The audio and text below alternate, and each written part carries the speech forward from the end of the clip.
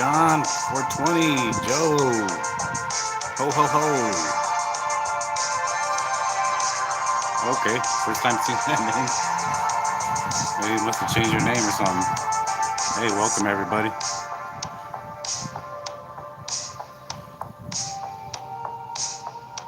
Who's ho ho ho?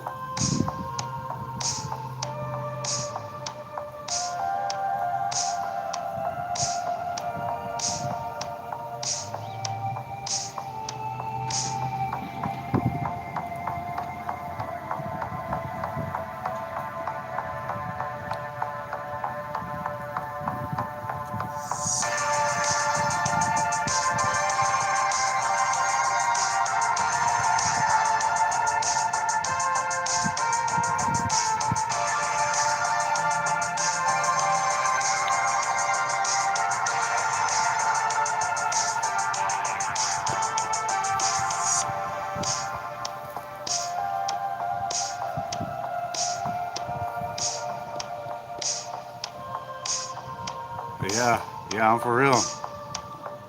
You're a mod, so you must have changed your name. I can't tell who it is.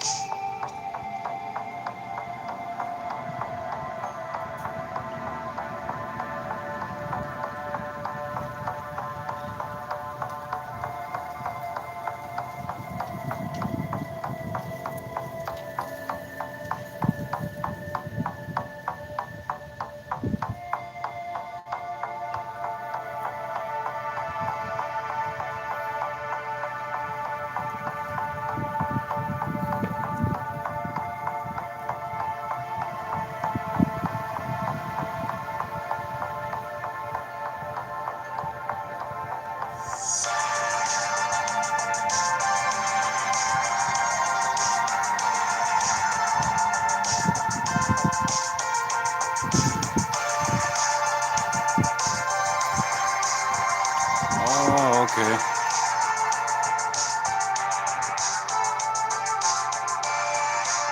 What's up, realist?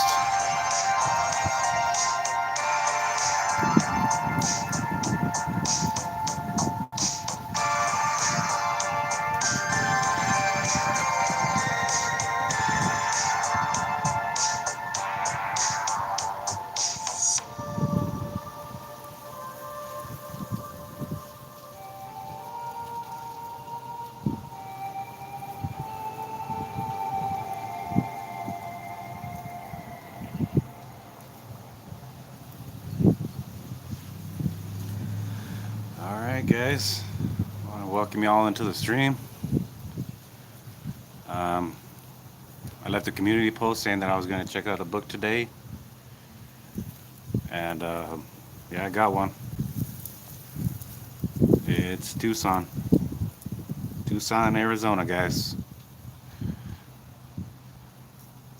Yeah, I didn't know who it was either, man. I just see a new name in there, and I'm like, whoa, wait a minute. How did this person become a wrench?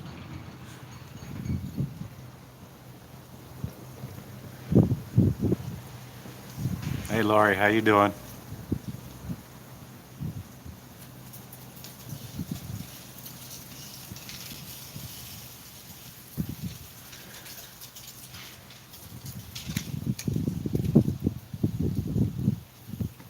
All right, guys. This is chapter one. I guess we can go ahead and get started here. It's chapter one, Tucson, Arizona, for the cross and the crown. Go ahead and get started.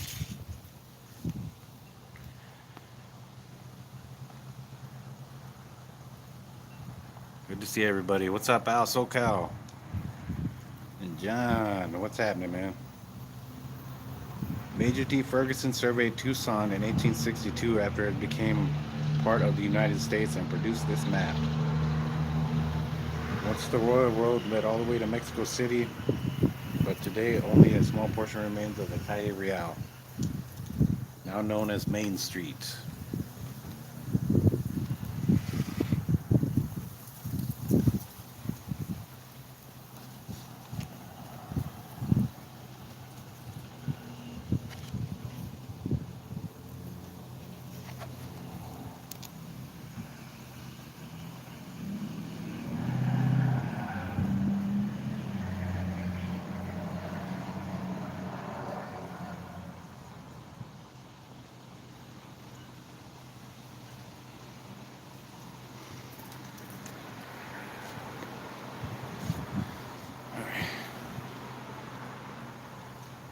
George Julian and his young companion posed at Picture Rocks near Tucson in 1914.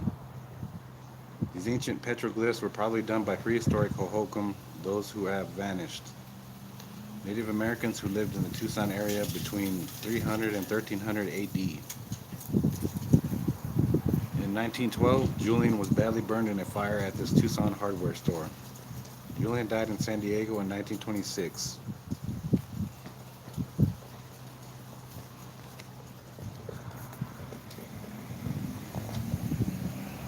You see all the drawings and the rocks there and everything.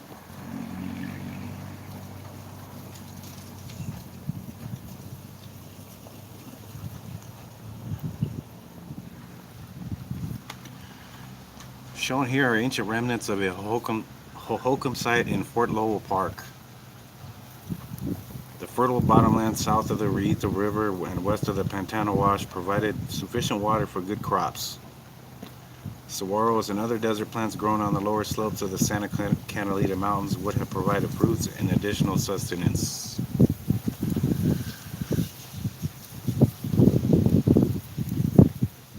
Excuse me guys, it's getting a little windy, so if you guys can't hear me, just be sure to let me know.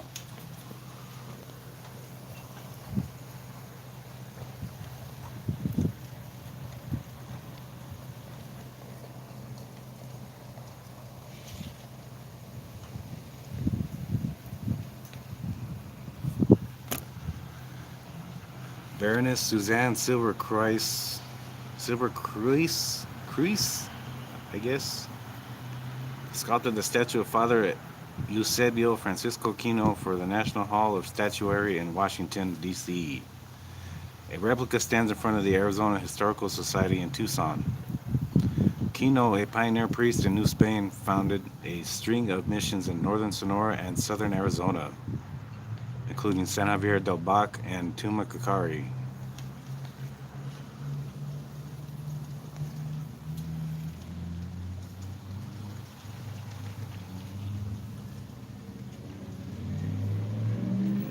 Yeah, John, that's it. It's amazing they stay there like that. It's it's really amazing how they do that, man. Most people envision the Spanish conquistador wearing the metal armor of medieval Spain.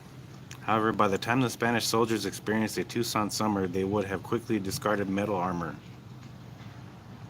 In battle, the Tucson Presidio soldiers would have worn a chain mail armor such as in this photograph.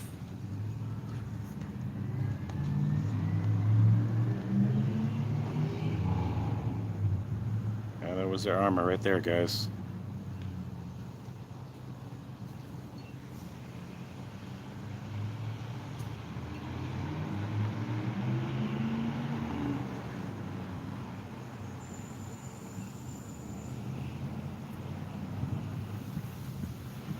Now, that armored hat looked like a thimble from Monopoly.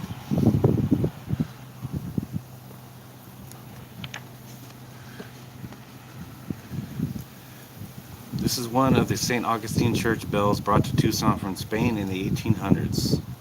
Once this bell called Tucsonans to worship, but now it is on display at the Arizona Historical Society in Tucson.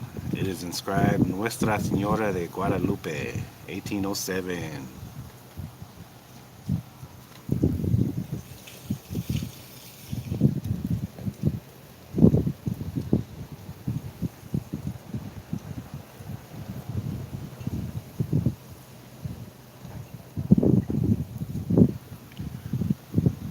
In the center of the facade of San Javier Mission above the shell is the coat of arms of the Franciscan order. On the scroll to the left is a mouse, and on the scroll to the right is a cat. Legend has it that when the cat catches the mouse, the world will end. On November 20th, 1936, Mariana Andre died in Tempe, Arizona at the age of 89. She was the great-granddaughter of Agustino Marquez, who sculpted the facade figures.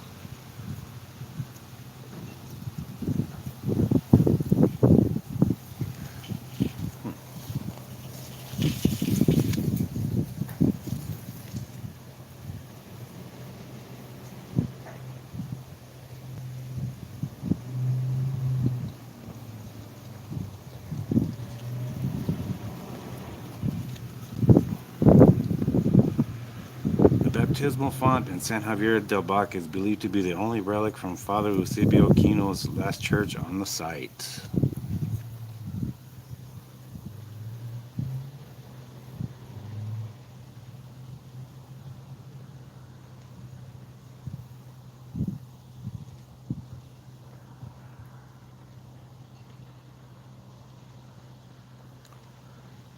Yeah, those are pretty nifty, those helmets there. All that remains of Mission Los Angeles de Guevavi are crumbling walls on a ranch near the Mexican border. In 1732, Father Johann Grashofer built a substantial church on this site.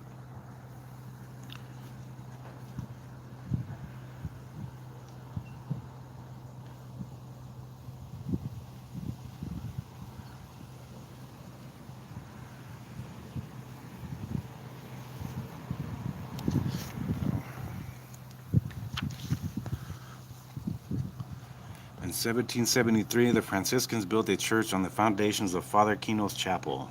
Tumacacari gained additional prominence with the establishment of the Presidio at Tubac. Today, Mission San Jose del Tumacacari is under the aegis of the National Park Service.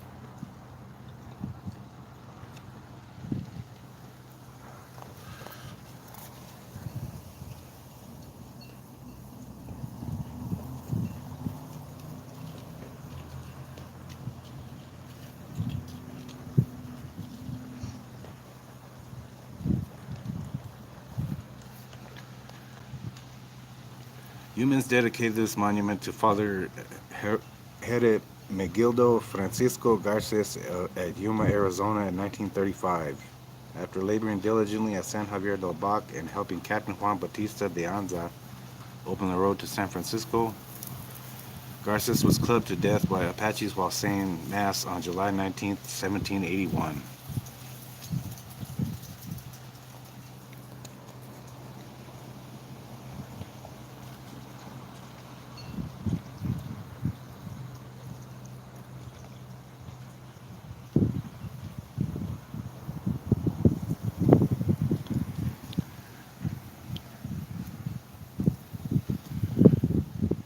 The Real de Arizona, about 25 miles south of the Mexican border, provided Arizona's name. Hirayaki Prospector made a fabulous silver strike in 1736.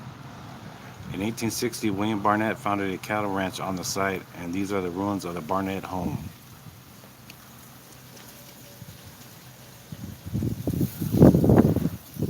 Yeah, man, that's pretty terrible, man, especially for a pastor or a father.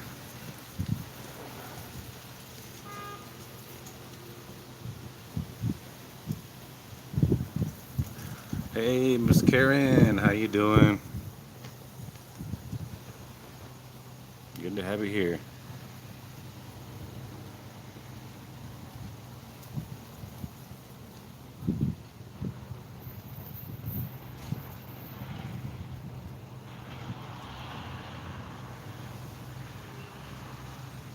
Boy, damn. You can smell that mesquite burning from the barbecue place back there.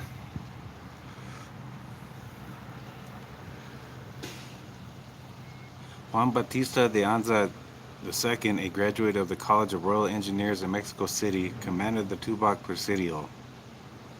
In 1774, de Anza had this portrait made in Mexico City by Fray Orsi, a Franciscan. A year later, he led an overland expedition to California and founded San Francisco. He is buried in the church of Arizpe, Sonora, Mexico.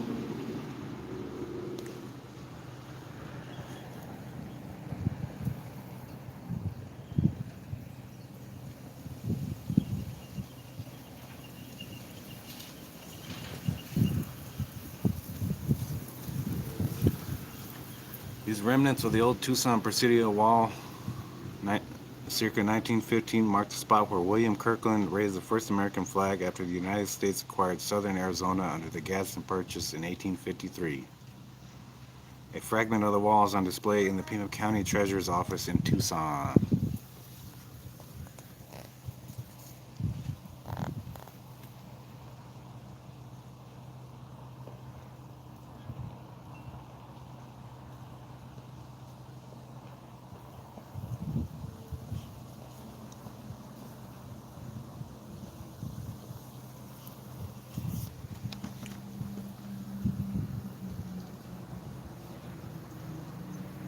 SGV. Where? I don't see nobody in here. It's just you guys.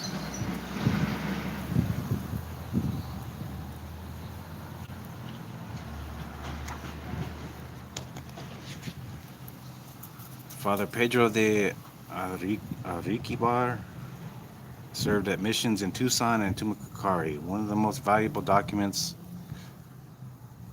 of Tucson Spanish colonial history is Ariquibar's 1797 census of Tucson. He noted that the church was constructed of adobe with a beam roof, but that it was far too small for the 195 member congregation.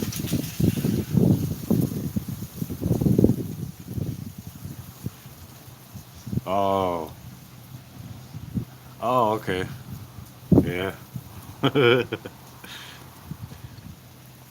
The church rooms included the choir, baptistry, sacristy, and chapel of the Virgin. Just all the names they had on there, but you can't even read it.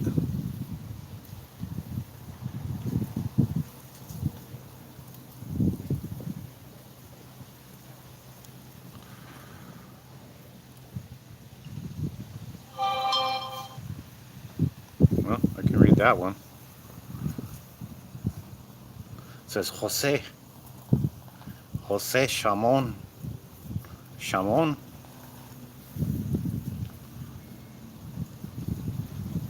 Andrea Carrillo. Oh.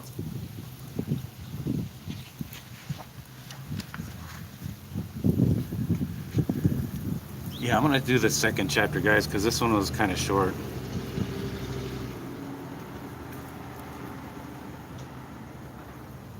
Manuel R. Ramirez, photographed in 1984, was the great grandson of Teodoro Ramirez, who inherited Father Riquibar's personal possessions. Teodoro had started a book preserving the family tree from the Presidio days. In 1982, Manuel lent the book to Father Kiernan McCarty, who translated this rare document.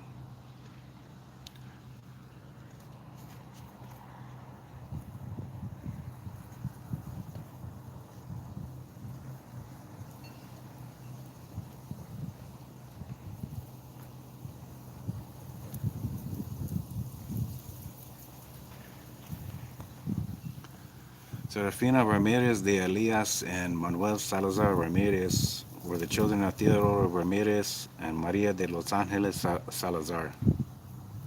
They posed for this picture with their child in 1869. Hey, what's happening, Bill Ho?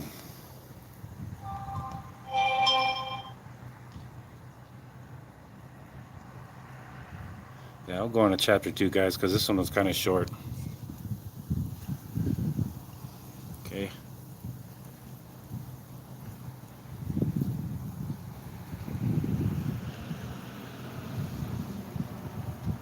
Okay.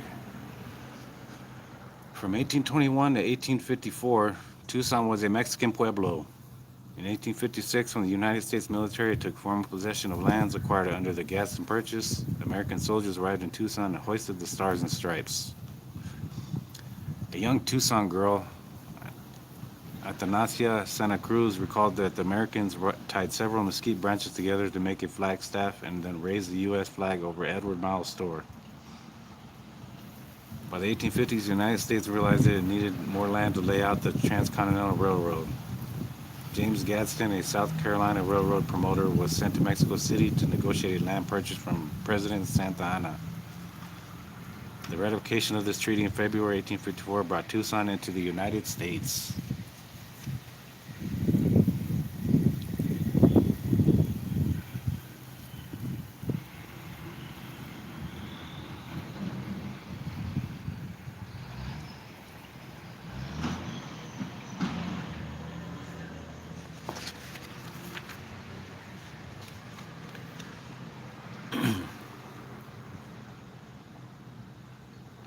The convento, also known as San Cosme de Tucson, hosted many a Sunday picnic.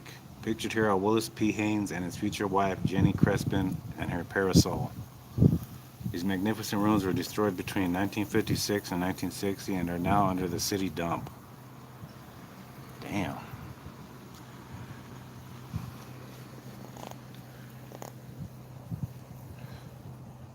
Ain't that a damn shame? They just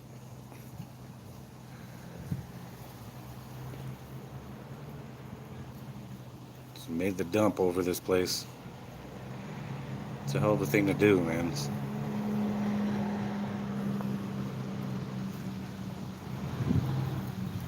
Pictures here from left to right are Hiram Stevens, Petra Santa Cruz Stevens, Samuel Hughes, and Athanasia Santa Cruz Hughes. Their Aunt Guadalupe made the girls wear black dresses at their weddings because she considered marriage a serious affair. It was a young Athanasia who watched the United States flag rise over Tucson for the first time.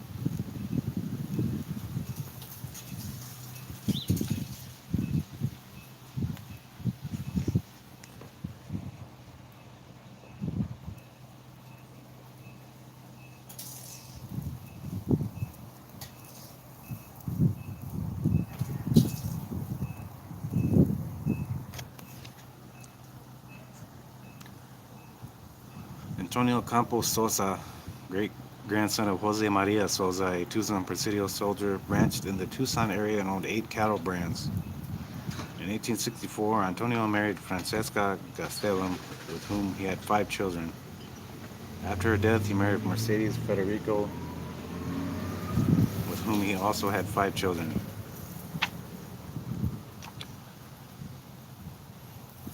With his third wife, Maria Moreno, pictured here, he had 11 children. All 3 of Antonio's marriages took place in Tucson's St. Augustine Cathedral.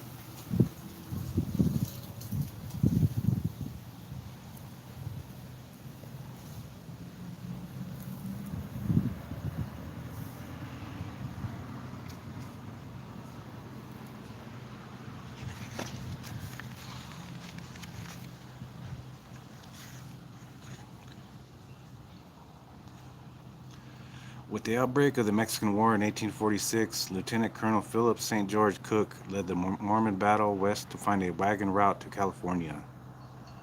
The Mormon battalion arrived in Tucson on December 17, 1846, and Cook was impressed with the Mexican hospitality.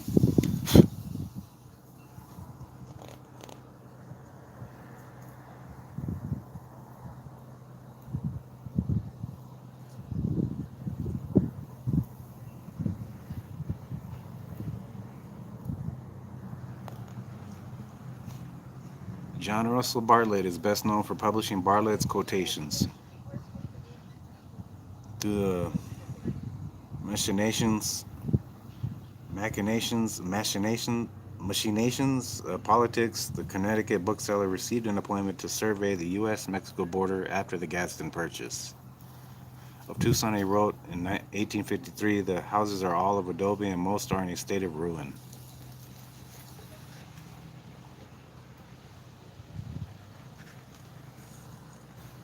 Really? Dang, you guys are getting the snow there already. Jeez. And it's kind of windy here, but it's not even cold. It's pretty nice right now.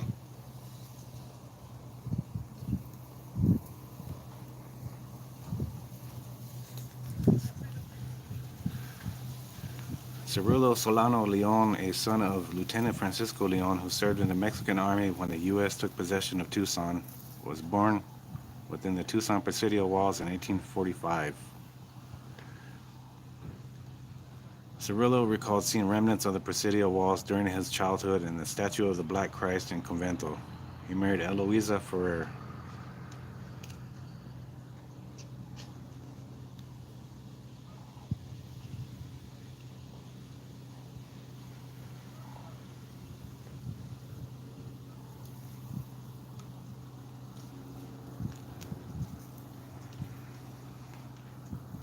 Hey, what's up, Rody? How you doing? When Father Rafael Diaz left Tucson for Mexico before the American occupation, he took with him much of the St. Augustine religious paraphernalia, including the statue of the Black Christ. Today, it hangs in the church at Sonora, Mexico. However, this statue got to Tucson is not known. How this statue got to Tucson is not known, but it may have been introduced by priests who had been to Guatemala, where, where black Christs were popular.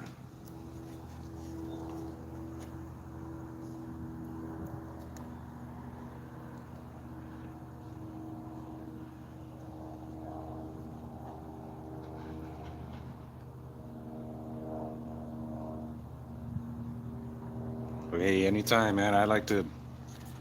Everybody, it's like a give and take, or how do you say it?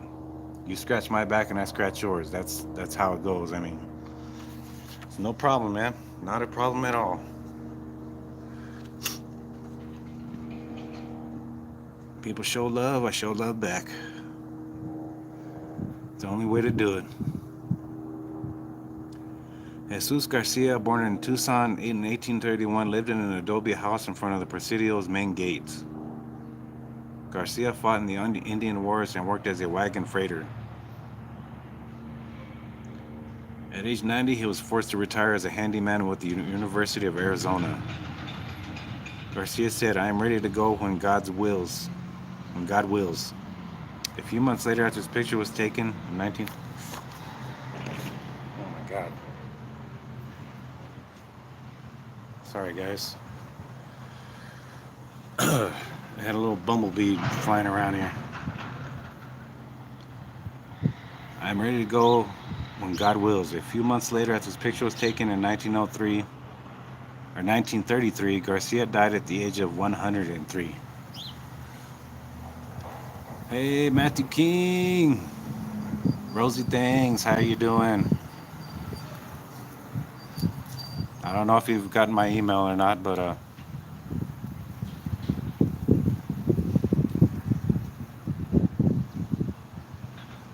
just wanted to say thank you. Thank you very much. Leonardo and Libreda Romero posed for this picture in front of their home on Washington Street, an area now under the aegis of the Tucson Museum of Art. Leonardo worked as a carpenter and coffee maker and helped repair Mission San Javier del Bac.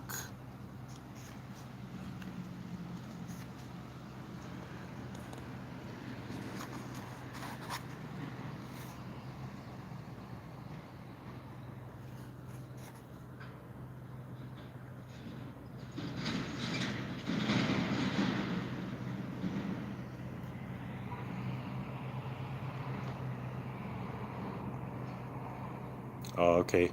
All right. Awesome. Yeah, I'm going to make somebody else a mod in here. Alrighty. Matthew the King, you're now a mod, my friend.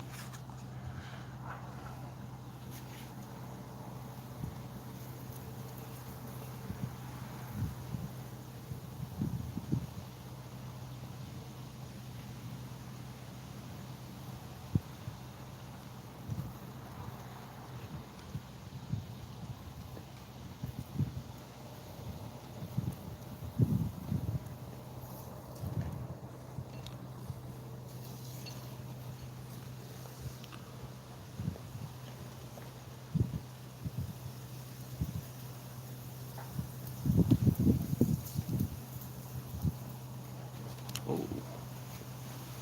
it's a sharpshooter.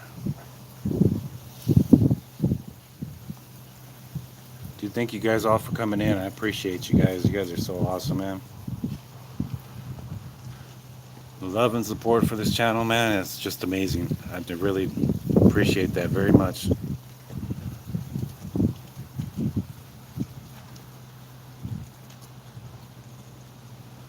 Alright. There we go.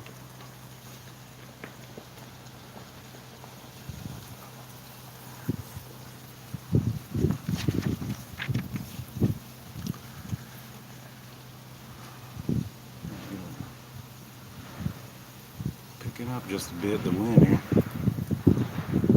When American soldiers arrived in Tucson, they discovered that two very large fragments of a meteorite were being used as anvils by the military and civilian blacksmith shops. Meteorites were given to the Smithsonian Institution, which lent the ring fragment weighing 1,370 pounds. opening of the University of Arizona's Grace Flandreau Planetarium in 1976. The mystery is, where did the meteor fragments fall and how did they get to Tucson?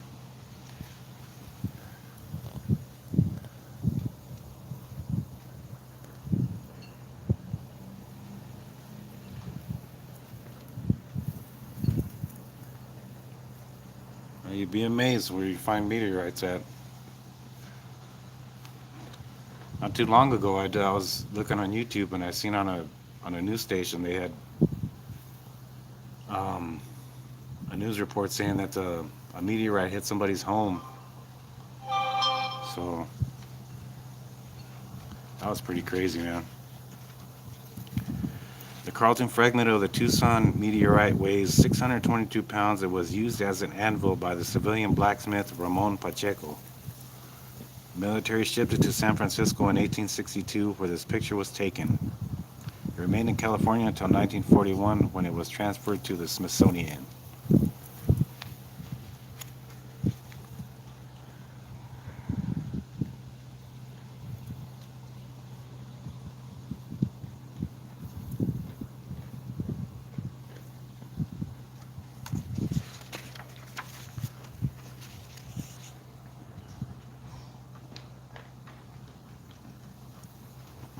George O. Hand, born March 7, 1830, at Whitestown, New York, died in Tucson on May 4, 1887.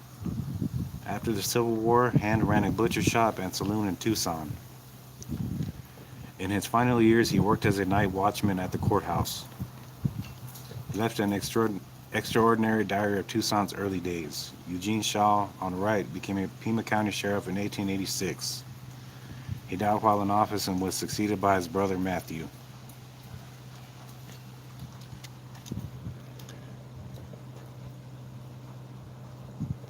Oh, isn't that special? Matthew, if you're still in chat.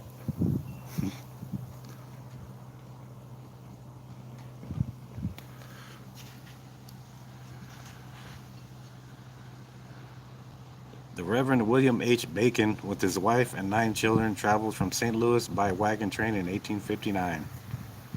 When his wagon train arrived in the Tucson Presidio, Bacon decided to open a restaurant to conduct church services. Bacon.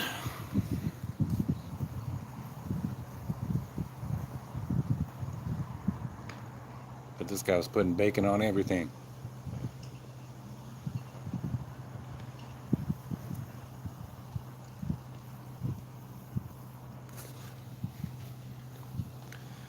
Powell Weaver listed his profession on the 1860 census as Old Mountaineer. Aloof and solitary, he made history as a trapper and guide. The U.S. government granted Weaver 300 acres of California land in return for his work as peacemaker among the Indians. My brother-in-law's name is Dr. William Bacon. Whoa. Well, if you can snapshot that picture or screenshot that one, see if you can find out. Screenshot that one, see if you can find out from somebody if that's the same guy. But, William H. Bacon.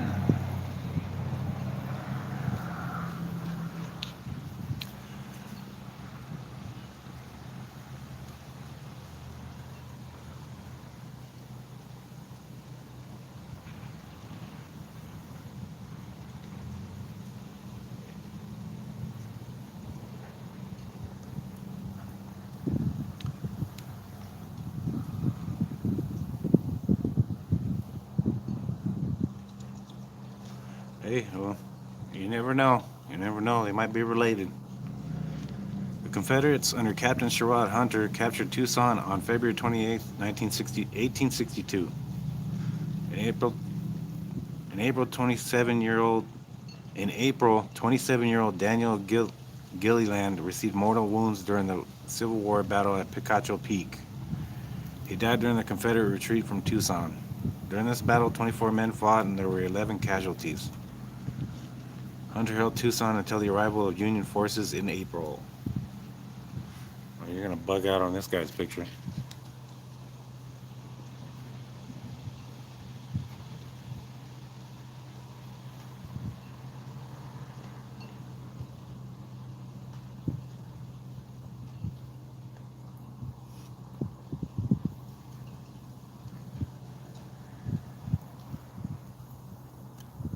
That's just it. It's just creepy looking. Just how the picture was taken and the way his eyes look too.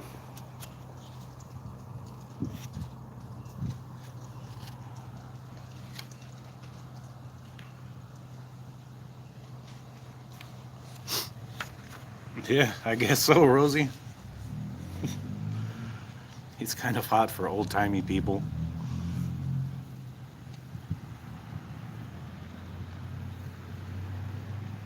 Yeah, Brian. Yeah, yeah. I think that's what they're talking about in here too. They said something about Tempe here a little while ago. Alphonse Frenchy Lazard arrived in the United States from France in 1852. 7 years later, Frenchy and Jer Riordan opened a Tucson butcher shop with Sam Hughes.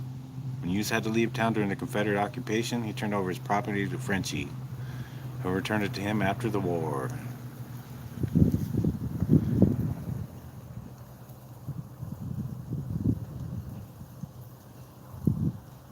Yeah, that's probably what it was. Just being black and white picture, you can't see color, so it's kind of look weird.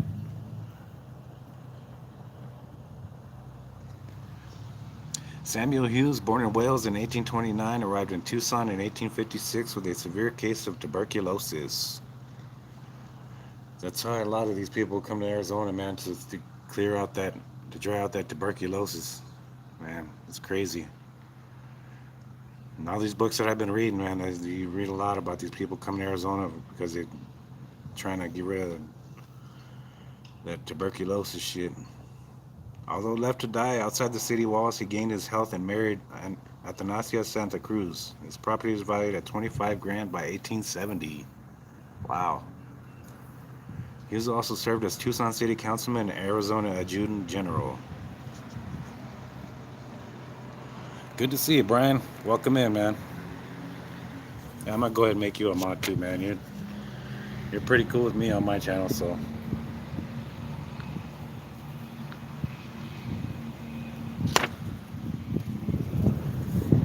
yeah, bring back the stash. Yeah, that guy had quite a mustache right there, man. Looked like he had a push broom, man. Well, he got a push broom above his lip.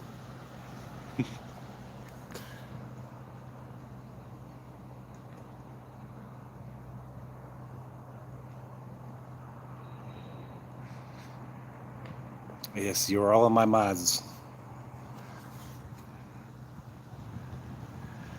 William Sandys Oury, born in 1816 in Wythe County, Virginia, arrived in Tucson in 1856 after working the California gold fields. Oury established the Tanque Verde Ranch and served as Pima County Sheriff from 1873 to 1877. When asked why he did not write history, he retorted, "I'm too damn busy making it." Yeah, well, he's got a point there. Why ain't you writing about history? Shit, I'm too damn busy making it. What you talking about?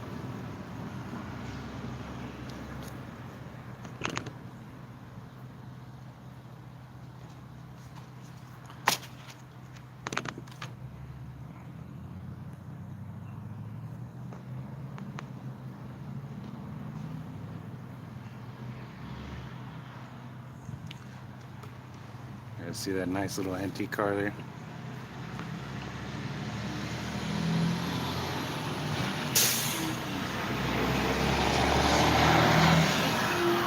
Gonna make your brown eyes blue.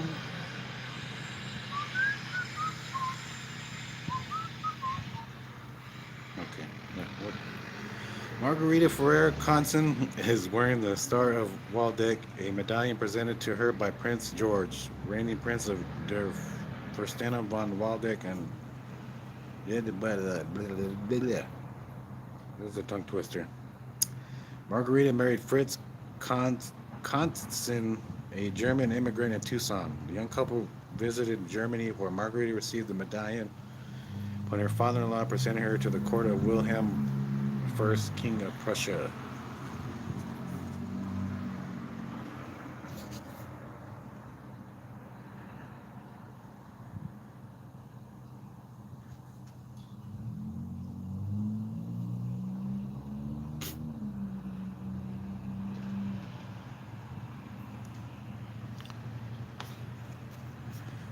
Oh yeah, yeah, Lori. Yeah, that does it here too. It's oh wow, that's a nice stop, guy. There's a stop sign there. You fucking prick. Boy, you guys didn't see that white truck just run that stop sign right now? God damn. Where the fuck he went?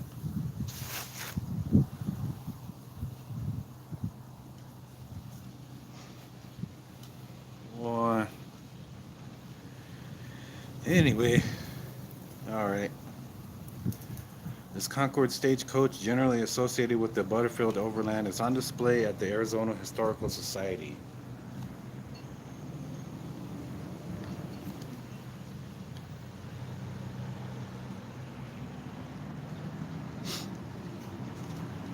The Arizona Mail and Stage Company uses this coach to transport mail and passengers from Tombstone to Fairbank, Arizona. To prevent falling or lurching, each passenger was held in the upright position by a harness or early safety belt.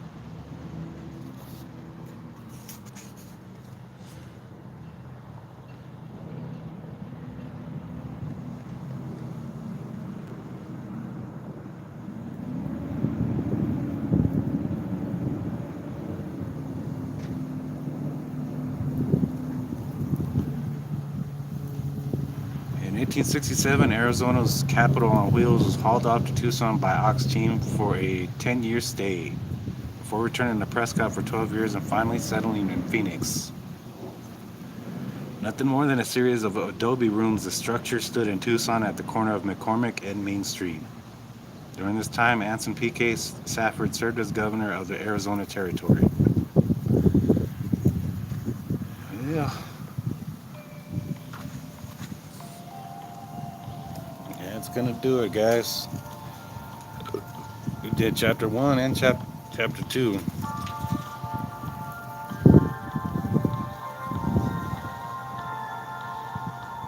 I do thank you guys. Thank you guys very much. Thank you very, very much.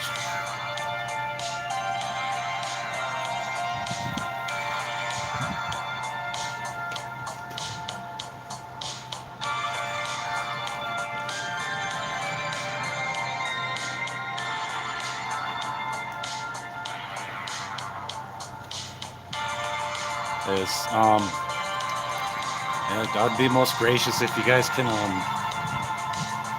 spare spare a few dollars, maybe 5, $10, maybe if you can, to just to grab a bite to eat. I hate to do that, but I'm really hungry right now. So, um, if you guys can spare some money, I'm always grateful for that. If you guys can't, hey, tomorrow's another day. Um, yeah, if you guys can spare like maybe $5, maybe $10, maybe, just something to get a bite to eat. Hey, I'm cool with that. Now, just want to thank you guys for being here, being very supportive, and to the new subscribers, I want to welcome you to the channel. Without you guys, man, you guys